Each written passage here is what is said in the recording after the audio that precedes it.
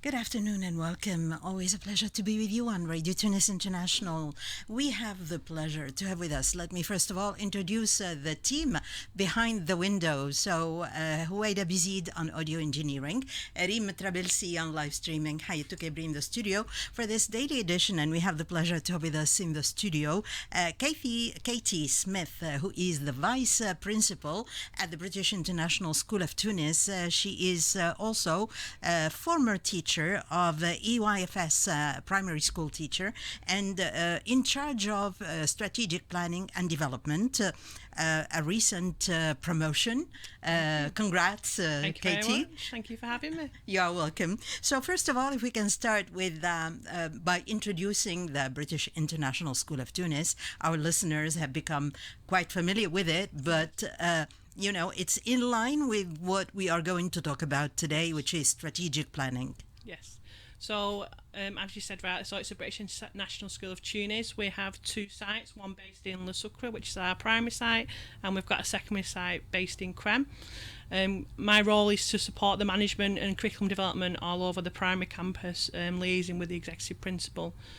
So that is my new role within BIST. I currently still teach early years, so I also teach as well within my new role. And it is a busy period of the year for you, right? Yes, very busy. We're preparing for the new academic year. We're making sure all our reports and our data are finalised for this academic year, making sure we've got a clear plan to move the school and our pupils forward. Right. So if we can remind our listeners of the mission, the vision, and the values of the British International School of Tunis, because it is based on that you do your strategic planning. Yes. So our slogan at BIST is to work hard, dream big.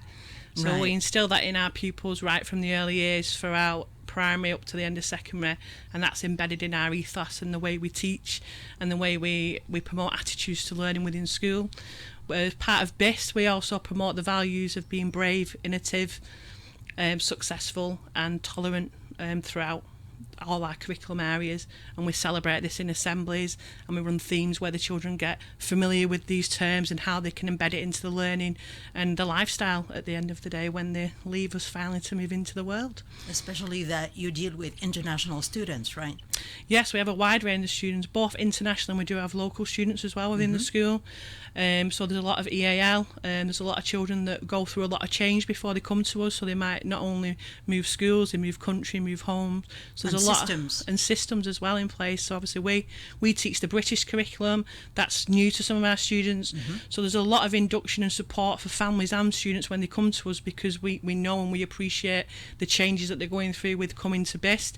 And I know myself as an international teacher, the changes I went through when I came from a British education system in the UK to move myself to Tunisia and start a new role and start a new life. So I have understanding for them when they come to us as new families at BIST. Right. Okay. So they need a lot of assistance, a lot of understanding as well.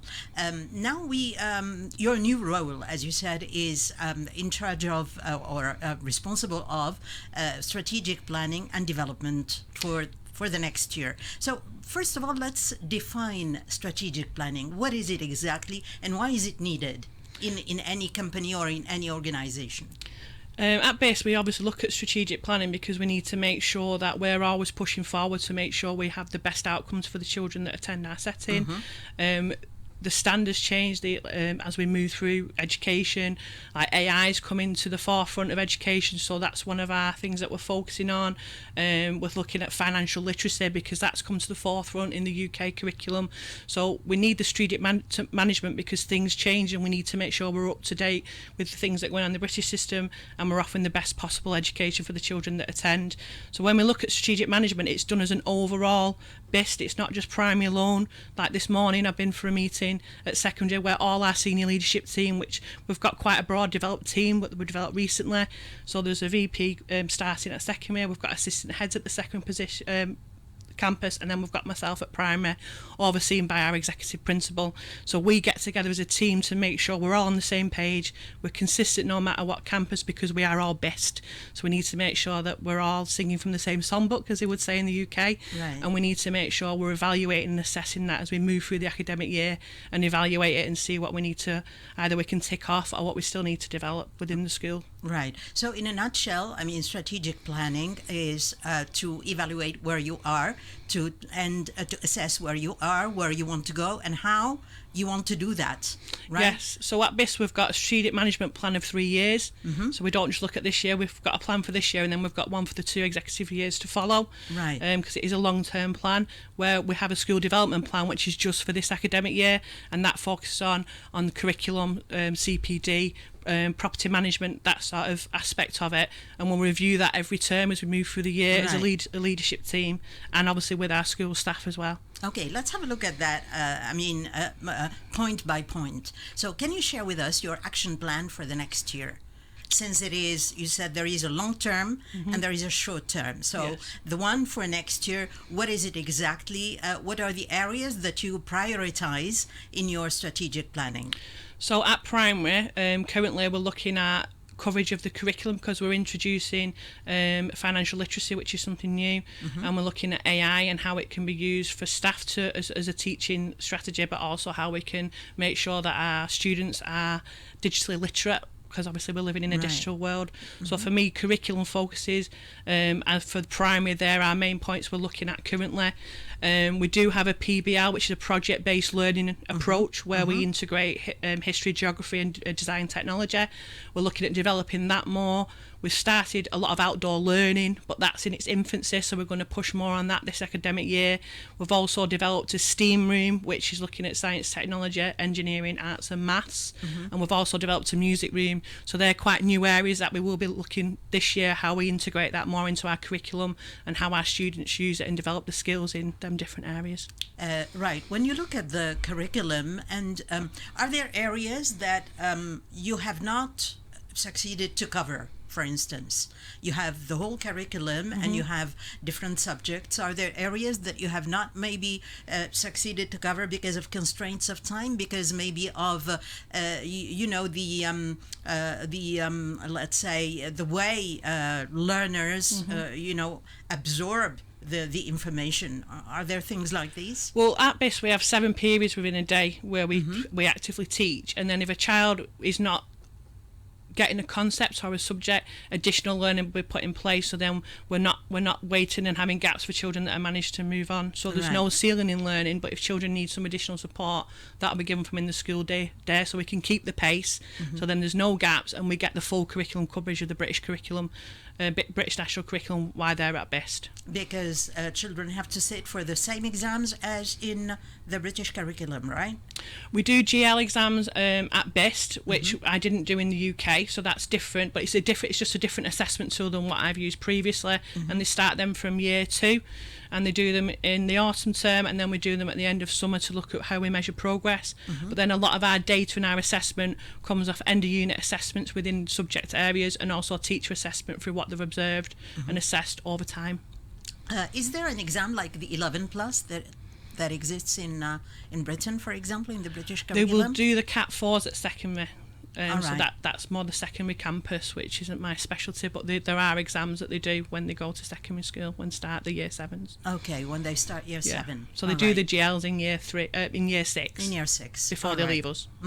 Okay, so, and this period of the year for you at the British International School of Tunis, is it a period of exams like, here in Tunisia, it's really the national exams are taking place end of May, beginning of June, and maybe they go on until the month of July. So what is it like with the British International School of Tunis? Well, because we're a primary school at best, they have a 1-week exam period at the end of the school year, and they have a 1-week exam period at the beginning.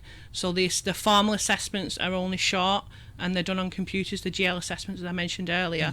Because our assessment in primary education with the British national curriculum, it's ongoing, it's subject after subject, it's unit after unit. Right. So you gather the knowledge as you move through the academic year. Okay. So we report to parents at the end of the autumn term at Christmas, we report to parents at Easter, and we report to parents at the end of the year, that in summer, and they are written formal reports, so they're fully aware of where they're up to and what targets they have for the next term. and we also have parent meetings every term. So our parents are very informed, and like our assessment is just ongoing all the time in primary. Of the progress of the kids, right? Okay. Now, what are the challenges that might impact your ability to achieve your goals in general? Are there any challenges that you have to cope with?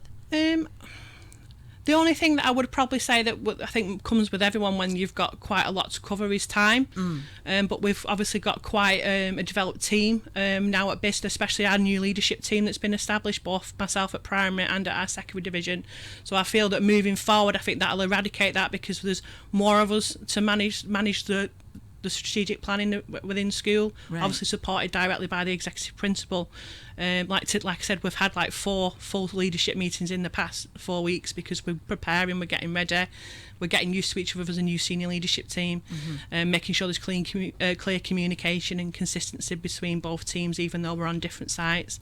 And I think that's a real positive for someone who's new to leadership and management at BIST.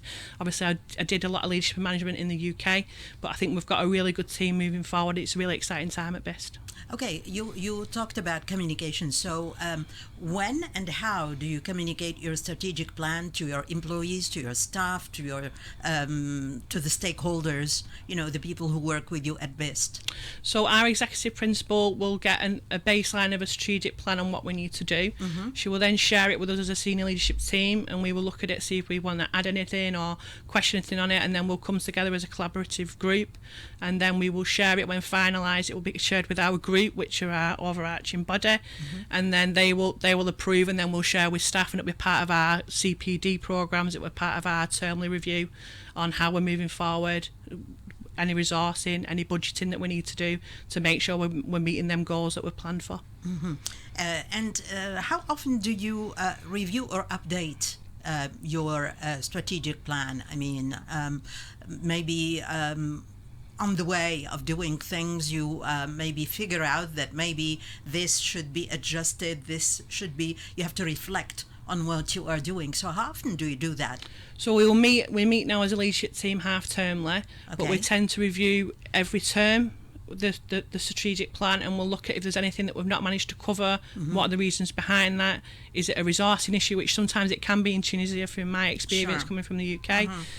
But then we also have action plans for individual subjects within primary, so we have leads for English, science, PBL, so they all have their own independent curriculum action plans, and they will review them alongside me half-termly to make sure that we're keeping everyone's on consistency on the way that we're displaying English in our classroom, the way we're marking it, the way we're teaching it. So that's part of my role, to monitor that as for teaching and learning at primary as well, the smaller steps to the the overall strategic plan. And what kind of communication do you have with the secondary school? So we meet as an SLT regularly, like we've met today, this morning, for 3 hours. A lot obviously pre-starting the new academic year, but that's going to continue as we move through the new academic year, and build up obviously consistency, build up relationships. Some of the staff are visiting us to get a feel for primary, because we are one team even though we're on separate sites. For example, when we do our inset in August, and we're meeting together as a whole team, and then we've got some days where primary are doing, because obviously we have separate parts of the curriculum, and second will be on their site, but we will have an opportunity where we're all together as the whole of BIST. Well, and here you started talking about the human resources, of course, and if you can tell us about the CPD plans for human resources, for instance, how often do you do that? How do you plan that? What kind of action plan do you have for the different categories of people who work at BIST? So we have CPD at BIST every week for an hour, and it's all staff. And that's for all staff? For all staff.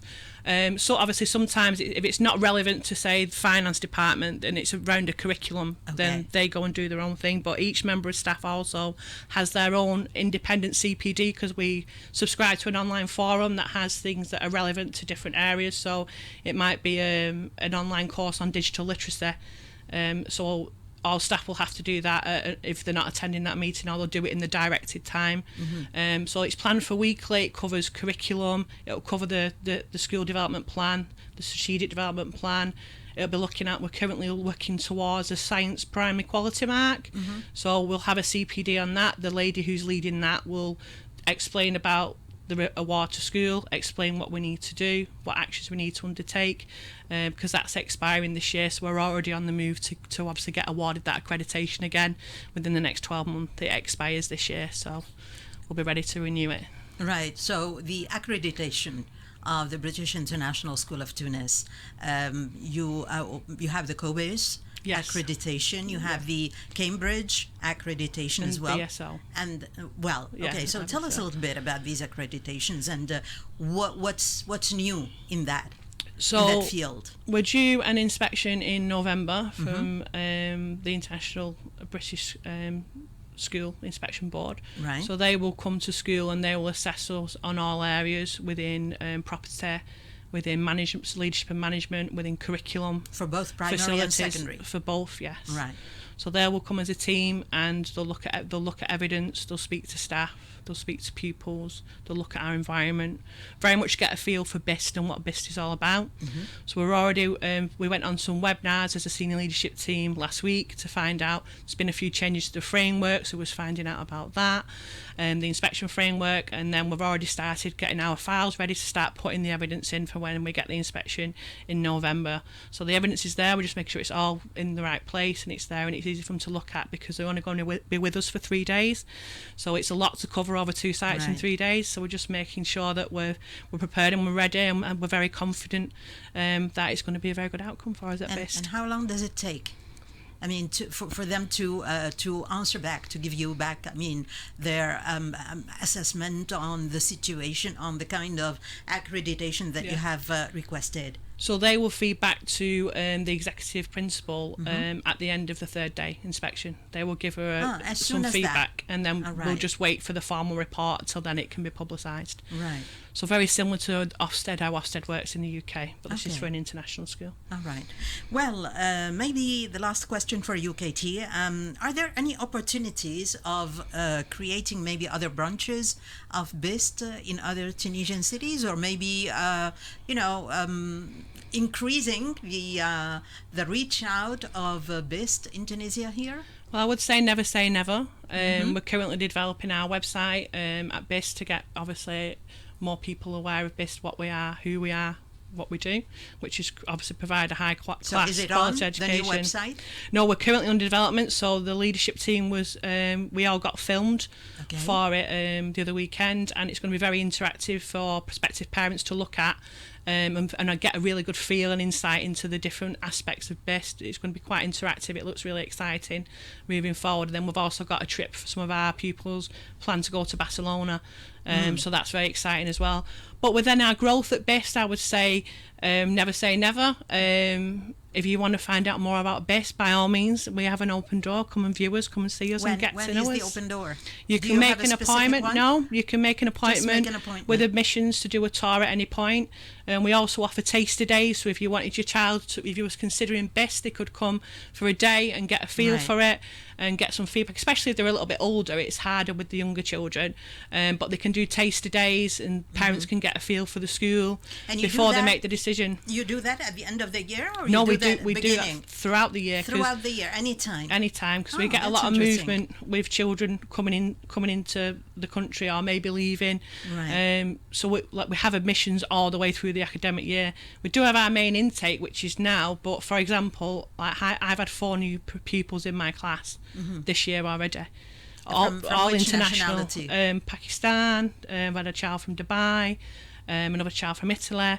So it's very much movement, so the door's never closed at BIST. It's always open to come and have a look, get a feel for the school, meet the staff, see the children. So come and see us. Sure. Well, so what are you up to now? You finished the school year and you're on holiday starting when? So we finish on around the 25th. And then of June, and then we're back. We're back in on the 18th of August. But then we have a week of inset to make sure all staff are clear on the curriculum, on the strategic and the school development plan, clear on inspection frameworks. We've got to really get to know each other, obviously, because we will have some new staff joining us in August, so that'll be exciting as well. And then I will be going visiting family and friends in the UK at some point. And then come back to experience my first Tunisian summer, which I believe is going to be hot. It's going to be very hot. And you start the new year when? So we start staff are in school on the 18th of August, and then the children come in the week after. The week after the 18th of August? Yeah, so about 22nd, yeah. The 22nd, it's still hot, but... we have a splash pool, though, so that's fine. Stay cool by the pool. We can take them for a dip in the pool. Wonderful, wonderful. Well, thank you so much, Katy. Thank Enjoy you. your holidays, and wish you all the best with your strategic planning, and hope you will be able, I'm sure, to achieve all your goals. It's been a pleasure. Thank you for having me. Thank you so much. Thank you. Bye-bye. Bye.